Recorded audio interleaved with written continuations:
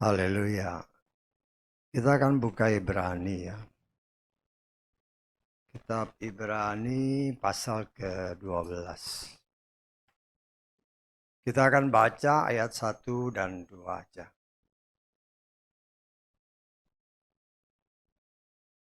Ibrani pasal 12 ayat 1 dan 2. Kita akan baca kedua ayat ini bersama, dan supaya bacaannya sama, kita baca sesuai dengan apa yang tertulis di depan ya.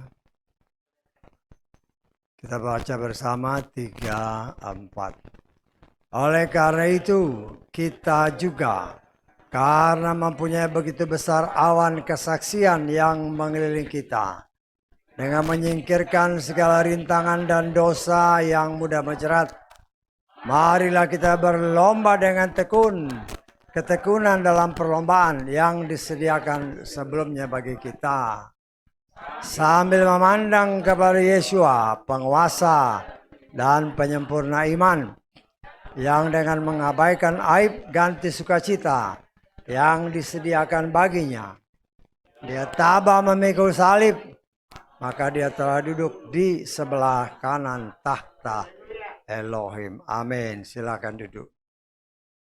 Puji Bapa Yahweh, kita mengucap syukur oleh anugerah Tuhan. Sebagaimana berulang-ulang tadi diucapkan, hari ini adalah hari ibadah kita yang terakhir untuk tahun 2023 ya.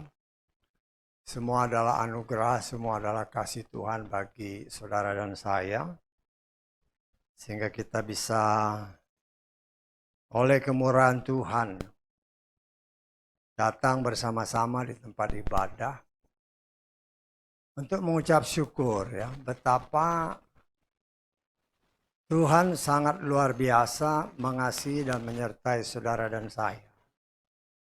Kalau kita mau merewind dan merefresh kembali kehidupan kita, dari sejak tanggal 1 Januari 2023 jam 00 sampai saat ini menjelang 31 Desember 2023 jam 24 menjelang, jangan tinggal beberapa jam ke depan. Apa yang Tuhan izinkan terjadi dalam hidup kita? Ya, seringkali kita mendengar kesaksian-kesaksian dengan berbagai macam problem-problem yang Tuhan izinkan terjadi dalam hidup. Tetapi kita melihat pembelaan Tuhan, campur tangan Tuhan luar biasa. Apapun begitu berat, tantangan dan percobaan yang Tuhan izinkan terjadi, tetapi di sana Dia senantiasa menolong kita. Sehingga dengan demikian kita senantiasa melihat betapa luar biasanya Tuhan kita. Dia tidak pernah meninggalkan kita sedetik pun.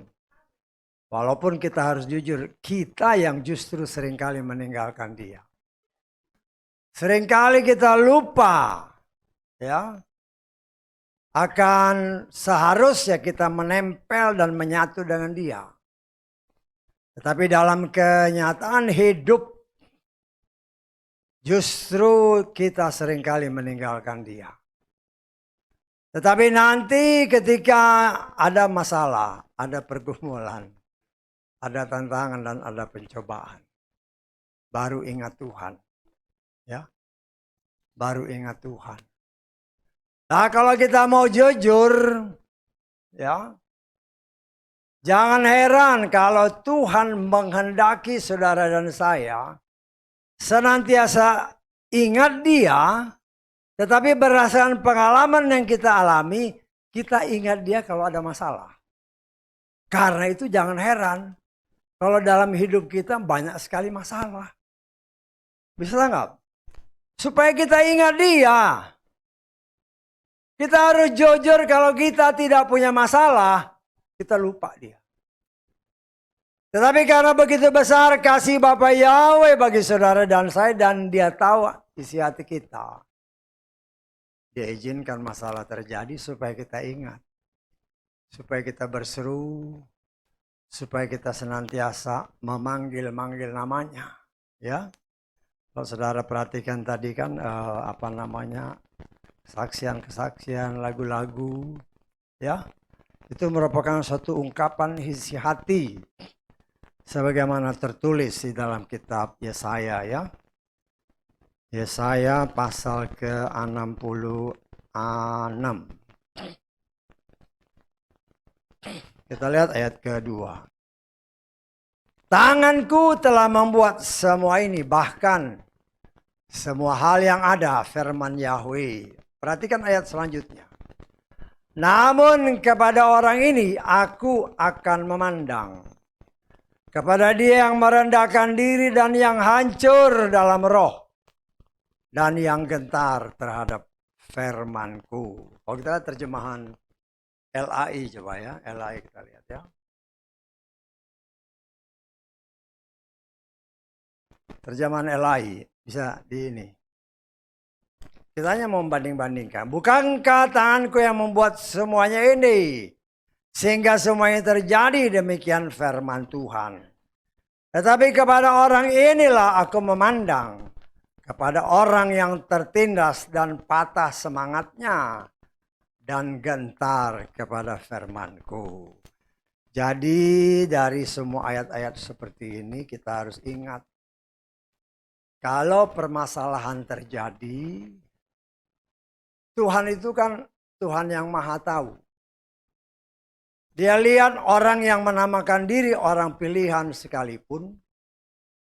Kalau dia senang, dia lupa Tuhan. Tetapi kalau dia menghadapi masalah, dia ingat sama Tuhan. Dia merendahkan diri dengan hancur hati. Datang di hadapan Tuhan. Karena itu jangan heran apabila dalam menjalani hidup sepanjang tahun 23 yang akan kita lalui. Ada masalah. Ya. Karena Tuhan tahu kelicikan hati manusia. Kalau nggak ada masalah, lupa Tuhan. Jujur aja ya. Kalau nggak ada masalah, gereja itu kosong. Orang lebih banyak cari di tempat hiburan. Tetapi begitu datang masalah, langsung cari Tuhan. Ya. Saudaraku yang dikasihi Bapak Yahweh, itulah kenyataan hidup yang dihadapi orang-orang percaya. Ya. Ayat-ayat firman Tuhan tadi menyatakan bahwa begitu banyak saksi yang mengelilingi kita. Ya. Begitu banyak saksi. Kita tidak akan pernah bisa lepas dari saksi-saksi ini. Ya. Jadi ya kita harus mengerti saksi-saksi ini ya bisa menjadi juga alat yang dipakai Tuhan kalau seandainya katakanlah kita berbohong sama Tuhan. Ingat, Tuhan yang kita sembah itu Tuhan yang Maha Kuasa. Ya. Apapun dia bisa jadikan saksi. Makanya kita berbohong karena mungkin kita di rumah kan. Di rumah seolah-olah kan nggak ada yang dengar. Loh, apa kita kira bahwa Tuhan tidak sanggup membuat tembok-tembok ini berbicara? Dia sanggup. Karena dia punya kuasa. Tembok pun bisa berbicara apabila Tuhan menghendaki untuk membuktikan bahwa ya mungkin kita menyembunyikan sesuatu. Tuhan perintahkan tembok berbicara. Kita mau bilang apa? Ya, jadi kita sangat berhati-hati ya. Jangan sampai kita merasa bahwa kita dapat menyembunyikan diri. Firman Tuhan yang seringkali disingkapkan. Segala sesuatu telanjang di hadapan Tuhan. Ya. Walaupun saudara dan saya mungkin bersembunyi di laut yang dalam. Tuhan tahu. Kenapa Tuhan tahu? Karena setiap namanya makhluk hidup, di situ ada roh Tuhan. Saya tangkap. Jadi kalau kita namanya masih hidup, ya masih ada roh Tuhan di sana. Kalau roh Tuhan diangkat, ya mati kita. Sehingga kita tidak akan pernah bisa sembunyi dari hadirat Tuhan. Ya, contoh umpamanya seperti Yunus kan. Dia berusaha menyembunyikan, dia pikir Tuhan mempunyai ya jangkauan terbatas, mungkin hanya di sekitar Israel aja. Karena dia tidak suka dengan perintah Tuhan, akhirnya dia melarikan diri. Tetapi Tuhan mengejar dia karena apa yang Tuhan rencanakan itu harus terjadi. Dan setelah Yunus menyadari, waktu dia di dalam kapal, Tuhan buat angin yang begitu luar biasa. Dan Yunus menyadari itu, dia mengakui ini terjadi karena aku. Ya. Dan dia menyadari sebagai orang pilihan kalau dia salah. Sehingga dia katakan kepada orang-orang kapal, buang aja aku ke laut. Ya. Kalau aku dibuang ke laut, laut ini pasti tenang. Dan memang itu terjadi. Satu bukti bahwa Tuhan, kalau dia sudah punya rencana, ada tertulis, rencana Tuhan tidak mungkin gagal. Ya, tetapi rencana manusia, kalau tidak sesuai dengan kehendak Tuhan, Tuhan bisa gagalkan.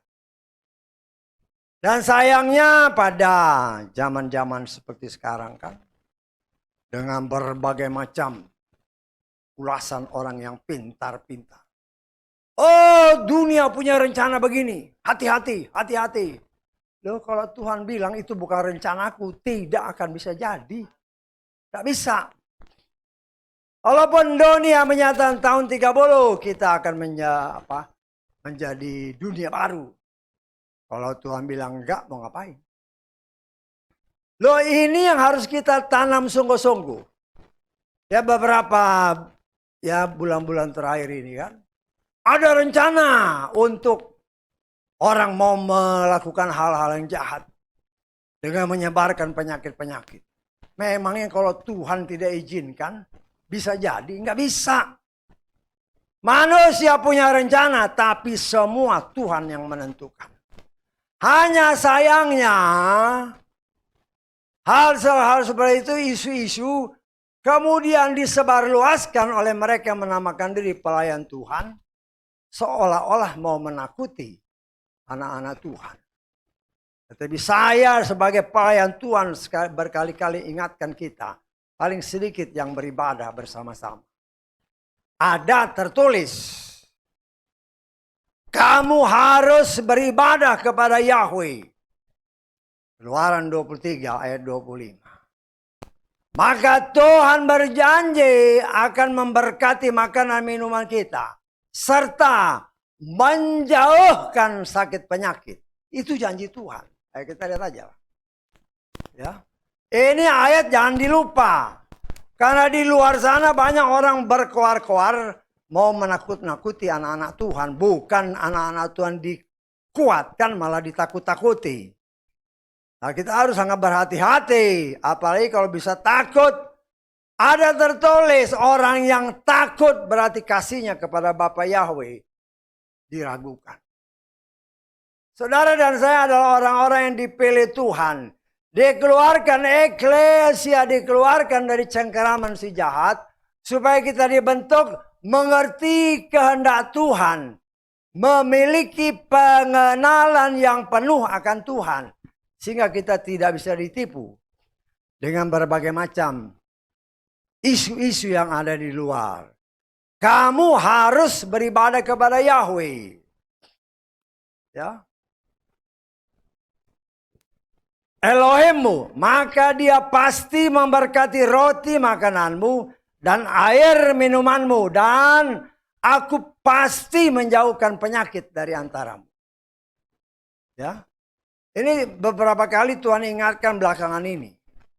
Karena begitu banyak isu, oh nanti ada begini, ada begini. Kadang-kadang saya panas telinga ini, kenapa? Anak-anak Tuhan kok jadi takut? Apa kau lupa ini? Ini harus kita ingat dengan sungguh-sungguh bahwa ini janji Tuhan. Janji Bapa Yahweh. Bapa Yahweh tidak akan pernah lupa firman-Nya. Hanya kita yang seringkali lupa. Ya. Karena itu jangan heran kalau tadi dalam awal diingatkan. Tuhan kadang sering mengizinkan tantangan pencobaan terjadi supaya kita ingat Tuhan. Ya, supaya kita ingat Tuhan. Tetapi percayalah apabila kita beribadah kepada Bapa Yahweh. Bukan yang lain ya, kalau kita terjemahan Elai. Nah, ini kadang-kadang yang harus kita tegas ya, jangan sampai. Tetapi kamu harus beribadah kepada Tuhan. Tuhan yang mana? Itu bukan Tuhan kita. Itu hanya di Indonesia saja yang di gereja diagung-agungkan. Di negara-negara lain di gereja nggak dikenal nama itu. Dan itu ada nama Tuhannya orang lain. Dan ada tertulis dalam kitab Korintus, ada banyak Tuhan. Ada banyak ilah. Ini Tuhan yang mana? Loh, inilah yang kita sudah pelajari di dalam kebenaran firman Tuhan. Sebagaimana tertulis dalam kitab Wahyu pasal ke-6. Ayat ke-1 yang juga seringkali disalah tafsirkan oleh banyak orang. Kita lihat aja ya. Dan aku melihat ketika anak domba itu membuka satu dari meterai-meterai itu. Aku mendengar satu dari keempat makhluk hidup itu yang berkata bagaikan bunyi guntur. Marilah dan lihatlah. Aku melihat dan lihatlah seekor kuda putih. Dan dia yang menunggang di atasnya. Yang memegang sebuah busur. Dan kepadanya diberikan sebuah mahkota. Dia keluar untuk menaklukkan. Bahkan agar dia dapat menaklukkan. Banyak orang Kristen. Ini Yeshua. Ya. Ada seorang ketua sinode. Dia bikin buku. Ini Yeshua. Ngawur aja. Ini setan. Jangan mentang-mentang kuda putih. Dilihat putihnya langsung, oh ini Tuhan. Baca seluruhnya. Dari kuda putih, jadi kuda merah, jadi kuda hitam, jadi kuda belang-belang. Baru nanti dia sebut namanya kematian. Ya. Dia pakai kuda putih, berbicara kuda berarti suatu jalan, satu ide. Suatu doktrin yang diajarkan kelihatannya benar. Beribadahlah kepada Tuhan, kelihatannya benar. Tetapi itulah yang dikatakan dalam kitab Timotius pasal ke-6. Itu pengetahuan palsu. Tetapi dianggap sebagai kebenaran. Akhirnya imannya menyeleweng. Ya. Ini kuda putih. Yang menunggang dia tidak punya mahkota. Setan peniru ulung. Setan meniru dari apa yang dilakukan oleh Tuhan. Nah kalau kita baca di dalam Wahyu pasal 19. Yeshua memang naik kuda putih. Tetapi mahkotanya tidak diberi. Dia punya banyak mahkota. Kalau ini mahkotanya dikasih. Artinya dia tidak punya kuasa. Diberi kuasa. Siapa yang beri kuasa? Setan. Alat setan. Yang menyebarkan pengajaran putih. Kelihatannya benar. Tetapi menyeleweng. Itulah yang dikatakan pengetahuan palsu. Sehingga pada akhir zaman ini banyak orang yang menyeleweng. Termasuk mereka yang menamakan penyembah Yahweh. Ya, kalau tidak hati-hati,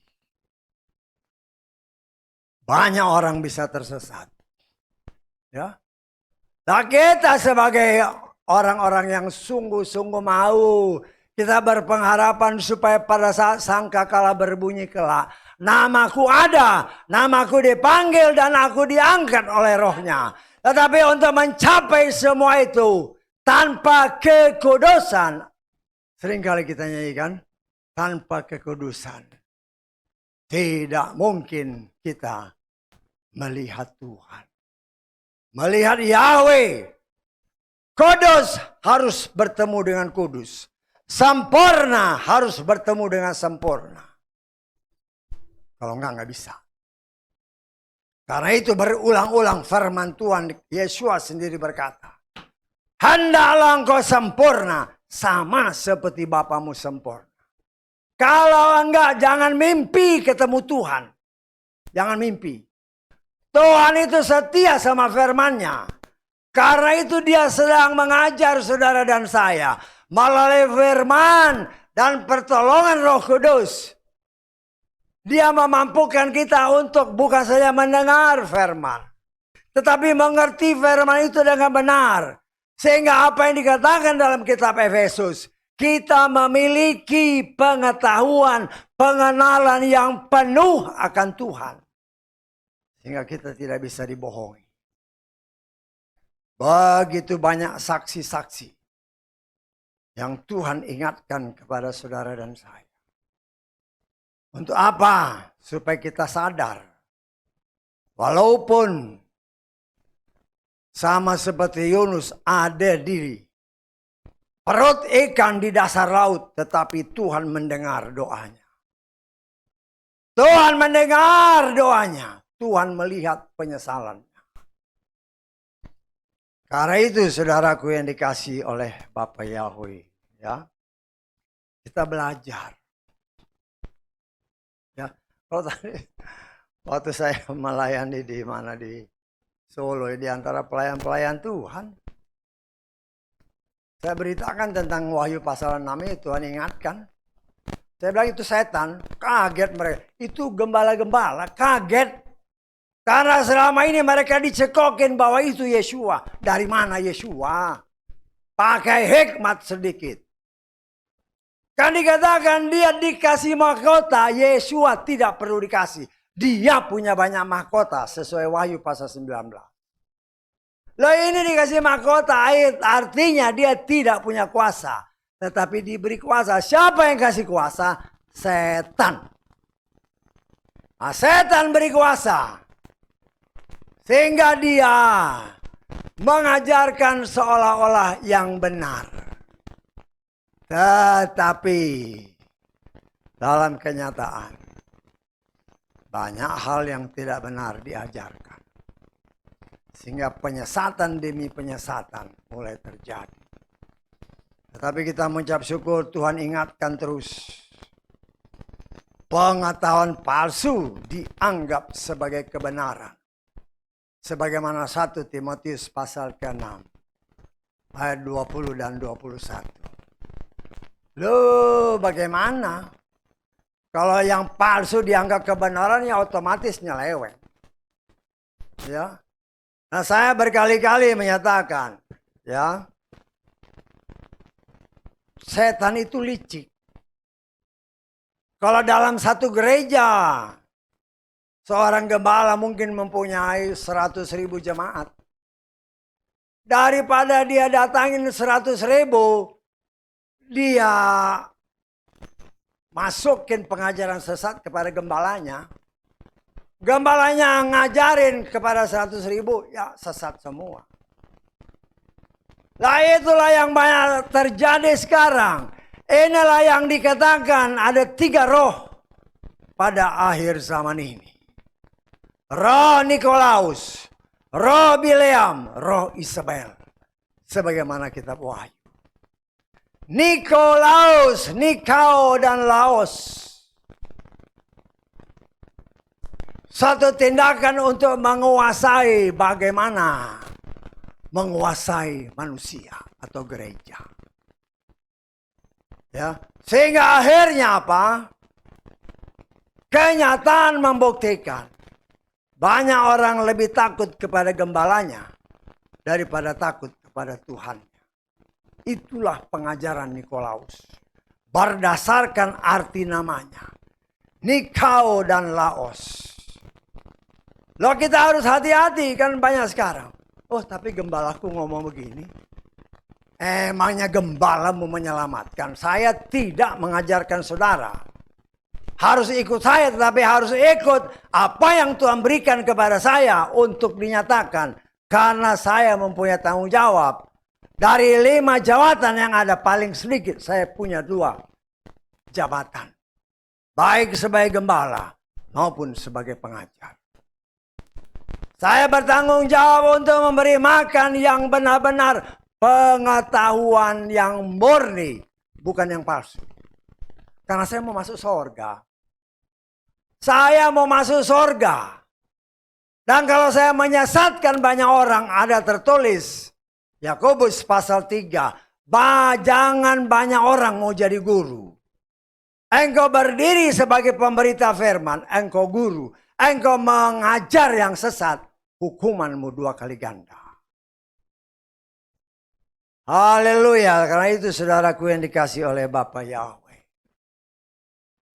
Tuhan mengingatkan saudara dan saya bahwa kita tidak pernah sendiri. Kita mengucap syukur apabila Tuhan singkapkan eklesia dipanggil keluar dari kungkungan setan. Karena setan ini ada tertulis dalam 1 Yohanes pasal 5. Dunia ini dikuasai si jahat. Karena itu eklesia, orang-orang pilihannya, ditarik dulu keluar, dipisahkan dulu dari kegelapan, ditarik keluar dari kegelapan, dipindahkan ke tempat terang, baru diajar. Kalau tidak dipindah ke tempat terang, engkau ngajar dia 10 tahun, tidak akan bisa ngerti. Dan kita tidak pernah memaksa, walaupun itu keluarga kita sendiri. Kita tidak bisa paksa. Ya, banyak kerinduan-kerinduan. Saya juga punya kerinduan seperti itu. Ya, kita punya kerinduan memang keluarga kita diselamatkan. Tetapi firman Tuhan membuktikan. Abraham itu punya banyak saudara. Paling sedikit dia punya saudara. Ada Nahor, ada siapa lagi? Haran kan? Cuman yang dipilih Tuhan cuman si Abraham. Abraham punya 3 istri. Tetapi ada tertulis yang dari Sarah. Itulah orang pilihan. Artinya bukan dari Hagar. Bukan dari si Keturah. Bukan. Dari Sarah pun lahirlah anak-anak Yitzhak. Dari Yitzhak lahirlah siapa? Yakub dan Esau. Ada tertulis kitab Maleakhi. Aku mengasihi Yakub tetapi membenci Esau. Bapak pilihan, ibu pilihan. Anak kembar, 1 dikasihi Tuhan. 1 jelas tertulis.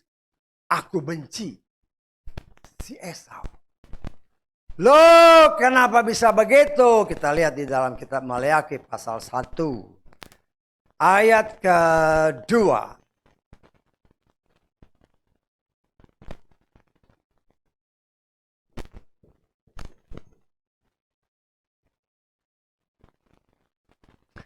Yahweh berfirman, aku mengasihi kamu, tetapi kamu mengatakan, dengan apakah engkau mengasihi kami?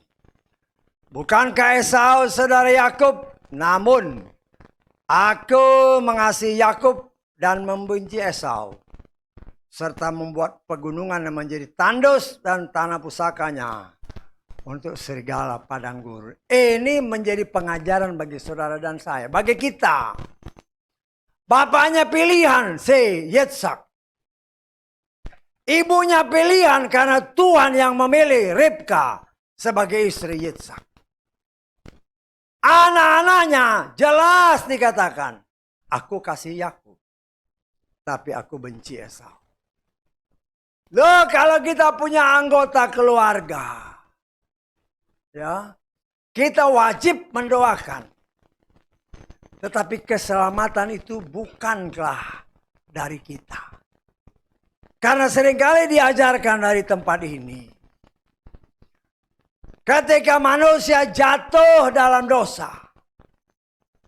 Sebagaimana tertulis dalam kitab 1 Yohanes.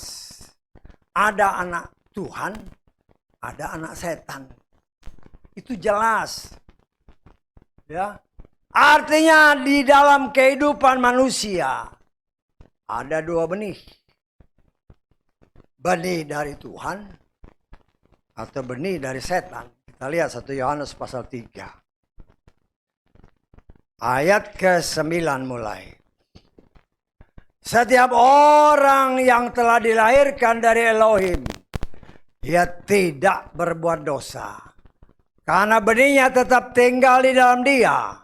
Dan dia tidak dapat berdosa karena dia telah dilahirkan dari Elohim. Dalam hal ini, anak-anak Elohim dan anak-anak si setan nyata. Ini bukan kata saya ya, ada firman. Ada anak Tuhan, ada anak setan. Itulah yang dikatakan Tuhan, aku mengasihi Yakub, tetapi aku membenci Esau. Artinya di dalam benih anak-anak ini ada roh yang dominan milik Tuhan, tetapi juga ada roh yang dominan punya setan. Dan saat ini setiap manusia memiliki keduanya. Ya, karena ketika manusia jatuh dalam dosa, maka sebagian kemuliaan Tuhan hilang lenyap. Berdasarkan kitab Roma. Tetapi Tuhan berkata, firman yang diberitakannya, terimalah dengan lemah lembut.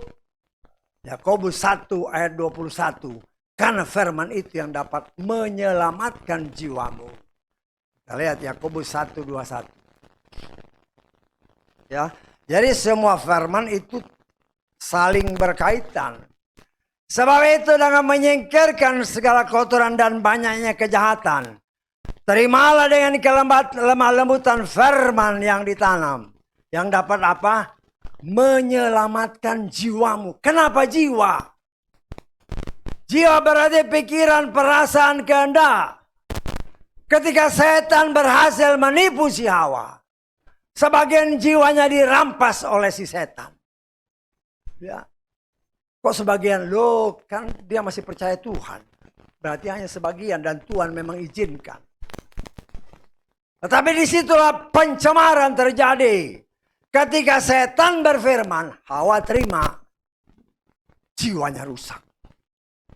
Karena itu di counter dengan Tuhan, oleh Tuhan. Dia berfirman, kalau kita menerima firman itu dengan lemah lembut, maka jiwa yang rusak sebagian itu akan dia pulihkan. Tetapi yang mana yang lebih dominan di dalam hati kita? Yang dari Tuhankah? Ataukah yang dari setan? Hanya Tuhan yang tahu dan kita. Kok kita tahu? Loh, kita dikasih firman bukan bertambah baik, tetapi bertambah jahat. Dan itu ada tertulis. Kita lihat di dalam Yohanes pasal ketiga. Pasal ke-13. Kitab Injil Yohanes pasal ke-13. Kita lihat ya. Ayat ke-26 dan 27. Kelihatannya sepele ya, tapi di situ punya arti yang sangat luas. Yesus menjawab, ia adalah orang yang kepadanya aku akan memberikan pecahan roti setelah mencelupkannya. Dan setelah mencelupkannya dia memberikan pecahan roti itu kepada Yudas Iskariot anak Simon. Perhatikan. Sesudah pecahan roti itu, kemudian setan masuk ke dalam orang itu. Berbicara roti, berbicara makanan, berbicara firman. Firman yang dari Yesua, firman yang murni diberikan. Yudas bukan jadi tambah baik, malah kemasukan setan. Bisa ditangkap ini. Kalau benihnya dominan benih setan, ketika dia dengar firman, justru kesetanan. Sama seperti ini. Karena itu kita sebagai, ya katakanlah kita sebagai orang tua, kita mengasihi keluarga besar kita. Kita hanya bisa berdoa. Sebagaimana Yesaya 66 tadi. Engkau hancur hati, itu didengar oleh Tuhan. Ya kita berdoa, banyak tolong bantu doa. Ya kita bantu doa. Tapi jangan paksa Tuhan. Kalau dia pilihan, Tuhan punya cara untuk menyelamatkan dia. Tetapi kalau dia bukan pilihan, sama seperti Yakub dan Esau. Itu semua ada dalam kuasa Tuhan. Nah, saudaraku yang dikasihi oleh Bapa Yahweh, kita mengucap syukur oleh kasih kemurahan Tuhan. Tuhan mengingatkan kepada saudara dan saya. Di dalam kehidupan ini sesuai firman yang kita baca. Kita sedang mengikuti perlombaan yang memang disediakan Tuhan. Loh, kenapa perlombaan? Di dalam setiap perlombaan atau orang yang mau mengikuti perlombaan, pasti dia melatih dirinya sedemikian rupa sehingga dia dapat bisa paling sedikit memenangkan hadiah. Dia melatih, bahkan si Paulus menyatakan, aku melatih diriku. Ya kita lihat di dalam 1 Korintus pasal ke-9. Mulai ayat 25. Setiap orang yang bertanding, ia melatih segalanya. Hal itu sesungguhnya supaya mereka kemudian dapat menerima mahkota yang fana. Tetapi kita yang bakal. Jadi, aku berlari, ini perlombaan yang tadi dikatakan dalam kitab Ibrani. Aku berlari sedemikian rupa, bukan seperti tanpa tujuan. Aku meninju sedemikian rupa, bukan seperti memukul angin. Perhatikan ayat 27. Aku menggembleng tubuhku dan memperhambanya, supaya jangan setelah berkhotbah kepada orang lain, aku sendiri tolak. Ini juga termasuk, bukan saya. Memang saya khotbah. Tapi saudara pun kalau memberitakan firman, kalau tidak hati-hati, engkau memberikan makanan palsu, pengetahuan palsu. Engkau menjadi seperti Yakobus pasal 3 yang saya katakan. Oh, jangan semua orang jadi guru. Karena guru hukumannya 2 kali lipat. Jangan setelah kita memberitakan firman, loh, kok kita sendiri tolak. Karena itu kita harus menggembleng tubuh kita. Mematikan semua keinginan daging, keinginan mata, keangkuhan hidup. Semua itu dibenci oleh Tuhan. Semua itu yang membuat kita terpisah dari Tuhan. Karena itu ada tertulis, matikanlah semua keinginan daging, keinginan mata, dan keangkuhan hidup. Kita sebagai anak-anak Tuhan, ya, yang telah menjalani kehidupan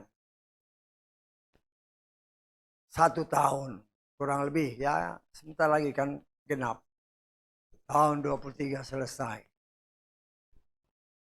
Begitu banyak yang Tuhan sudah lakukan dalam hidup kita. Sekarang kita balik.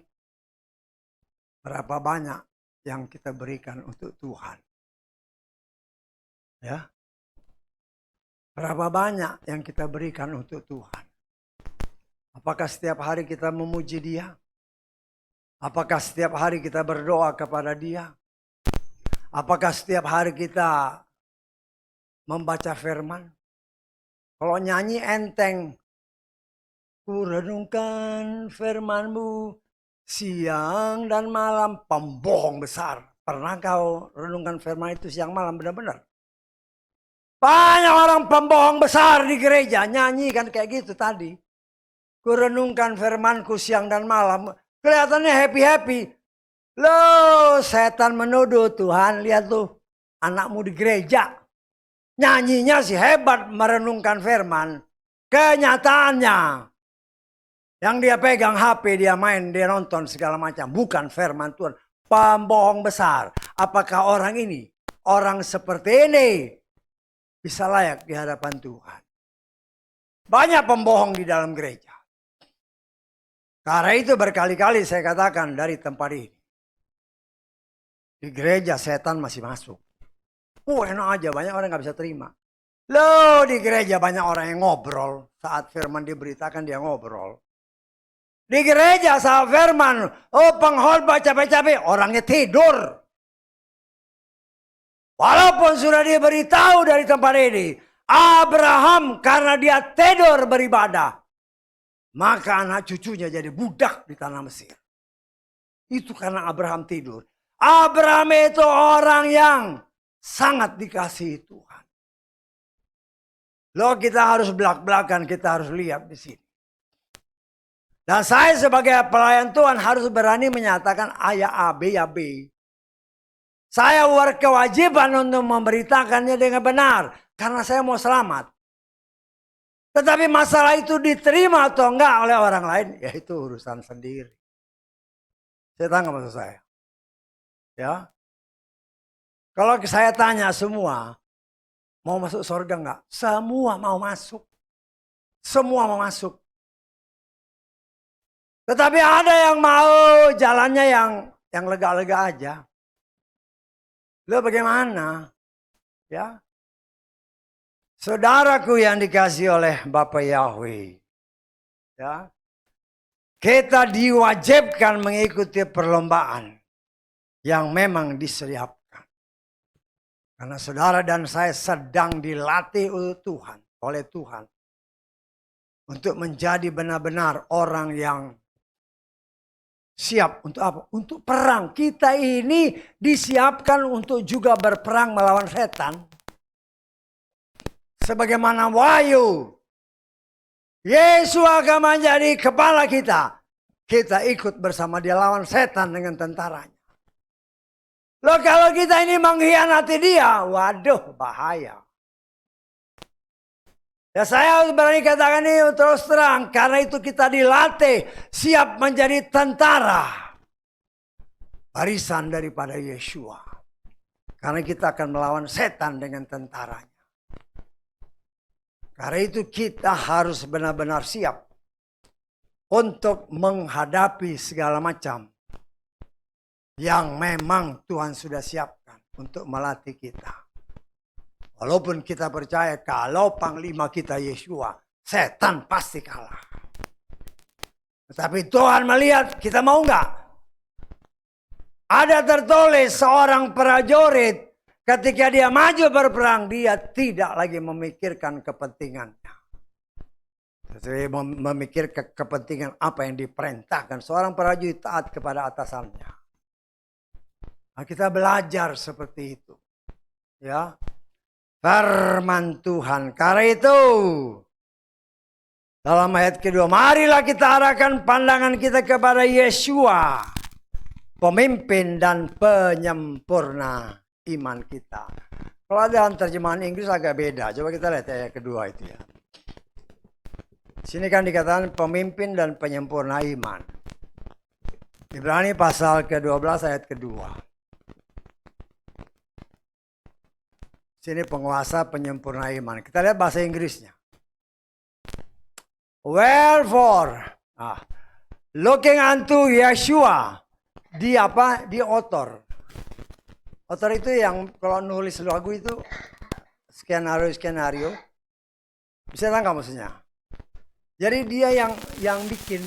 Artinya, ya kalau dibilang penguasa, dibilang pemimpin agak kurang tepat.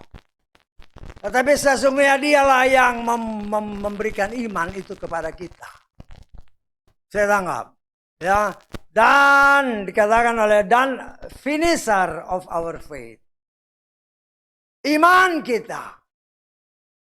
Supaya benar-benar mencapai taraf iman yang sempurna. Sama seperti Yeshua, sempurna adanya. Karena itu saudara dan saya saat ini sedang dilatih oleh Tuhan. Ya, untuk kita bisa memiliki iman yang sempurna sesuai dengan kehendaknya. Tanpa kesempurnaan, kita tidak akan bisa. Ya, untuk melakukan apa yang dikehendaki. Kita baca di dalam 2 Timotius pasal ketiga. Ayat ke-16 dan 17. Seluruh kitab diilhami Elohim. Bermanfaat satu untuk pengajaran, untuk teguran, untuk perbaikan, dan untuk mendidik dalam kebenaran. 4 tugas firman Tuhan. Sehingga perhatikan ayat ini. Manusia Elohim diperlengkapi untuk setiap pekerjaan baik dan mendapat menjadi sempurna. Jadi firman itulah dia ngajarin kita.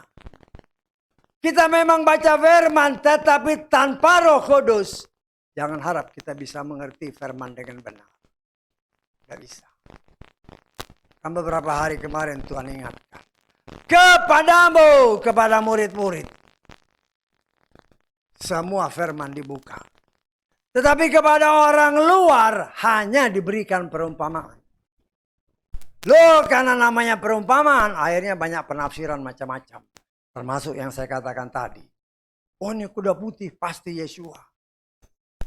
Saya pernah baca buku yang dikarang oleh salah seorang ketua sinode gereja yang termasuk besar di Indonesia. Dia tulis ini Yeshua, ngawur.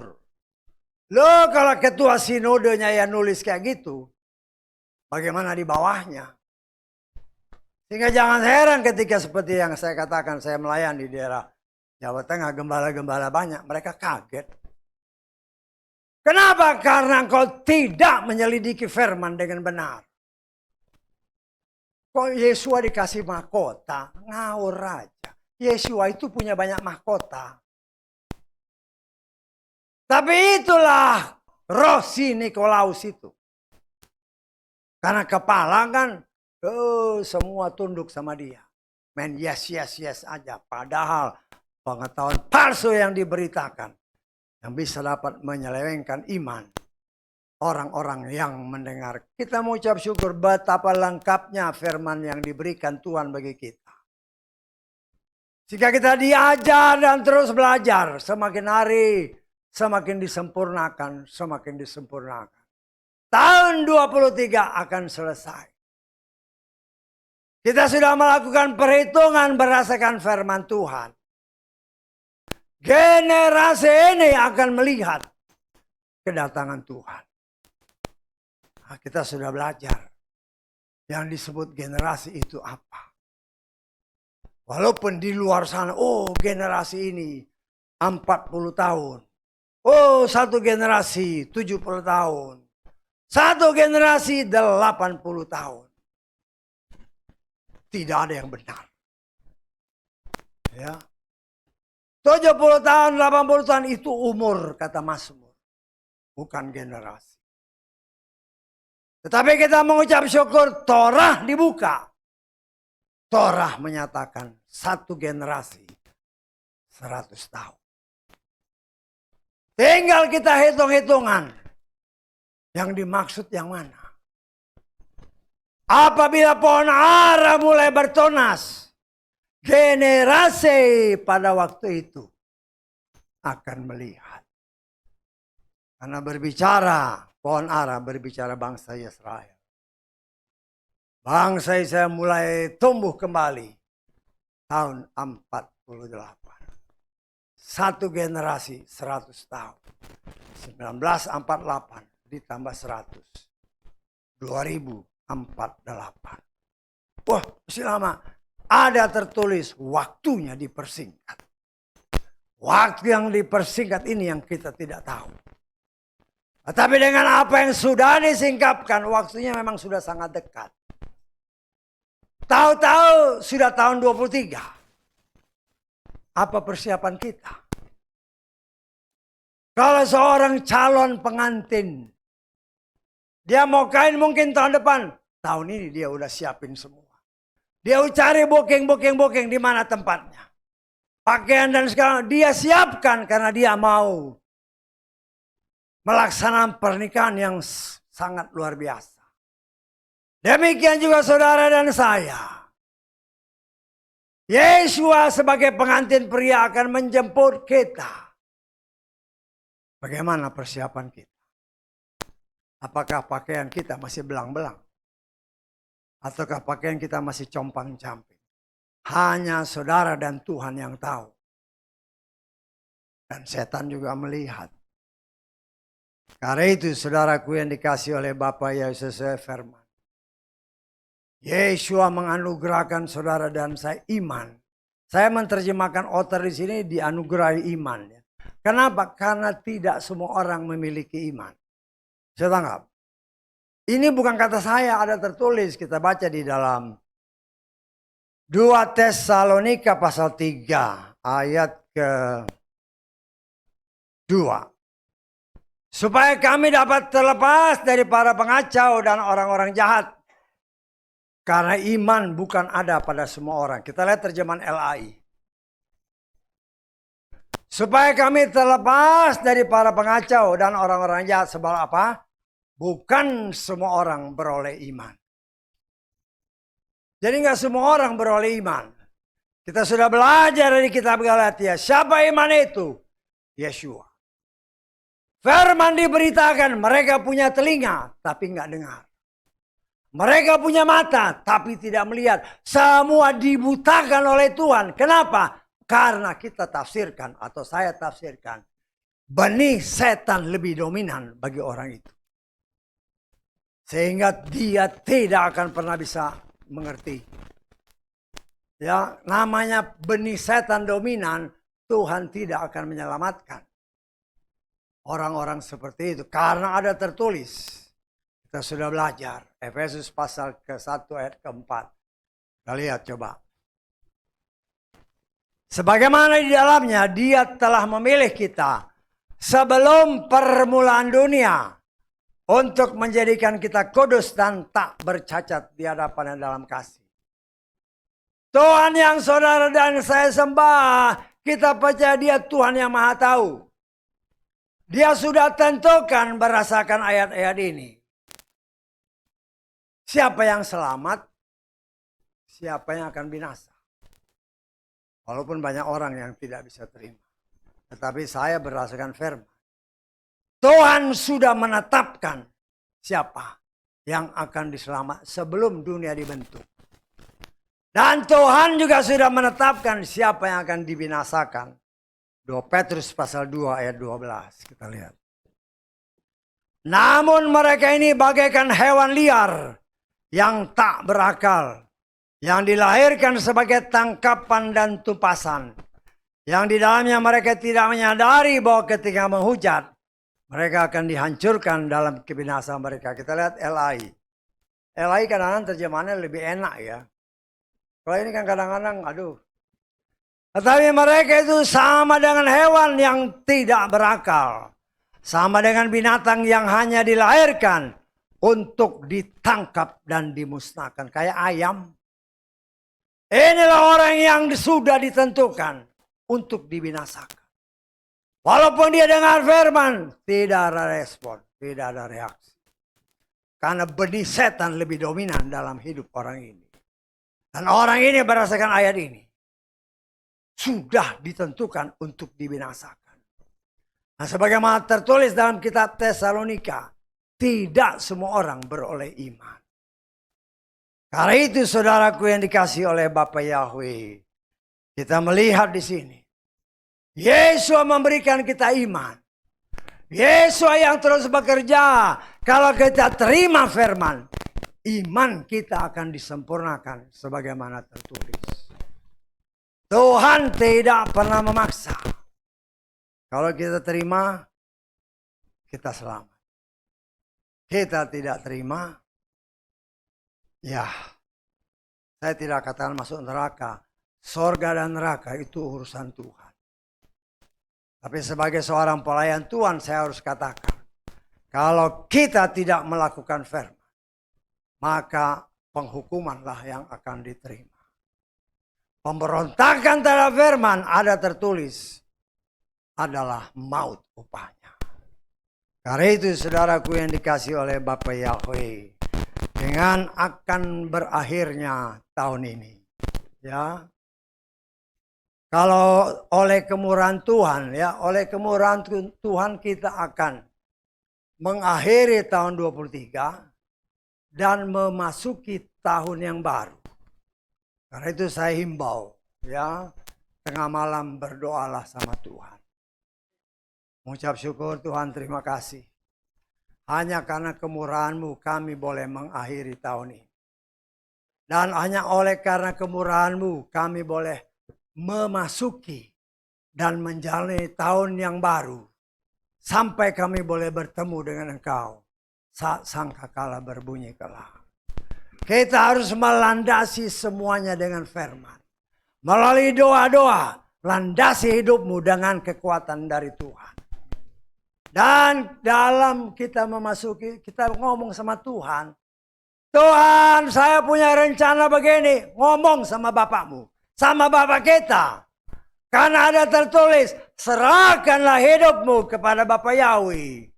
Percayalah kepadanya, kata Mazmur 37. Di situ kita melihat, rendahkan dirimu. Kalau keluarga kumpul berdoa. Walaupun ya mungkin anak-anak males-males kan namanya. Anak-anak, tapi bapak dan ibu berdoa untuk anak-anakmu. Doakan semuanya. Dan serahkan semua rencana. Serahkan aja. Kita tidak akan bisa merubah orang. Tetapi Tuhan yang saudara dan saya sembah. Kalau kita minta sungguh-sungguh. Dan itu sesuai karena Dia yang akan merubah. Sama seperti janji Tuhan kepada bangsa Israel. Akan datang waktunya. Tuhan akan memberikan roh yang baru. Jiwa yang baru. Tuhan akan menulis Torahnya dalam hati sanubari mereka. Ketika bilangan umat pilihan Tuhan di luar Yesaya digenapkan. Pada saat itu, sekarang kan banyak mereka yang penyembah berhala atau tidak punya agama. Tapi kalau Tuhan sudah kasih, disitulah mereka akui. Bukan lagi Adonai, bukan lagi Hashem. Tapi Yahweh, Engkaulah Tuhan yang disembah oleh Bapa Abraham, Yitzhak dan Yakub. Tetapi kalau kita di luar Israel, masa anugerah ketika mereka menerima itu, masa anugerah sudah selesai. Karena itu bagi kita non-Israel, selama masa anugerah, jangan kau sangkali Tuhan yang kudus itu. Inilah saatnya kita senantiasa. Tuhan menghendaki supaya iman kita sempurna, supaya kita mengakui hanya Yahweh, Tuhan dan Juru Selamat. Walaupun di kalangan kita, khususnya Kristen di Indonesia. Kalau dibilang Yahweh, mereka menolak. Tapi kalau dibilang nama ilahnya orang lain, oh iya. Ada tertulis, jangan memanggil nama ilah lain. Jangan keluar dari mulut bibirmu. Tuhan yang saudara dan saya sembah adalah Tuhan yang cemburuan. Yang membalas kejahatan sampai kepada keturunan ketiga dan keempat. Karena itu kita belajar bersihkan bibir dari mengucapkan nama ilah-ilah lain. Dan itu yang akan menentukan apakah kita selamat atau tidak. Karena itu saudaraku yang dikasihi Bapa Yahweh, kita mengucap syukur. Oleh kemurahan Tuhan kita akan mengakhiri tahun ini dengan saling membasuh kaki. Akan masuk ke dalam perjamuan kudus. Ya, sebagai peringatan sesuai firman. Walaupun banyak orang, oh ini harusnya setahun sekali. Jangan ikut-ikutan orang Yahudi sesuai tabernakel. Memang sesuai tabernakel setahun sekali imam besar masuk. Tapi ada tertulis sesering mungkin memperingati dia. Memperingati bagaimana dia sudah berkorban bagi saudara dan saya. Hari itu kita akan melakukan semua itu dengan sukacita. Karena itulah kehendak Tuhan. Haleluya. Tapi saya nggak tahu ya ada berapa jiwa ya. Saya hanya menghimbau kalau saudara belum dibaptis selam dalam nama yang benar dan cara yang benar. Saya harus katakan ya. Nah itu kewajiban saya ngomong jangan ambil perjamuan. Tapi kalau langsung apa-apa ya terserah. Yang penting saya sudah katakan.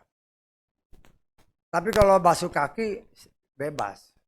Karena ada ayat-ayatnya. Ya, ada ayat-ayatnya yang menyatakan kalau dia belum mengakui tubuh Tuhan bahaya. Nah saya sebagai pelayan Tuhan ya harus ngomong belak-belakan aja. Jadi kalau memang saudara sudah dibaptis dengan cara yang benar. Dengan nama yang benar silakan ambil. Tetapi kalau belum hati-hati. Karena dalam 1 Korintus nanti kita baca ayat-ayatnya. Kalau belum mengakui tubuh Tuhan. Resikonya ada.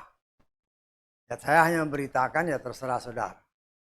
Puji Tuhan. Haleluya. Amin. Mari kita bangkit berdiri.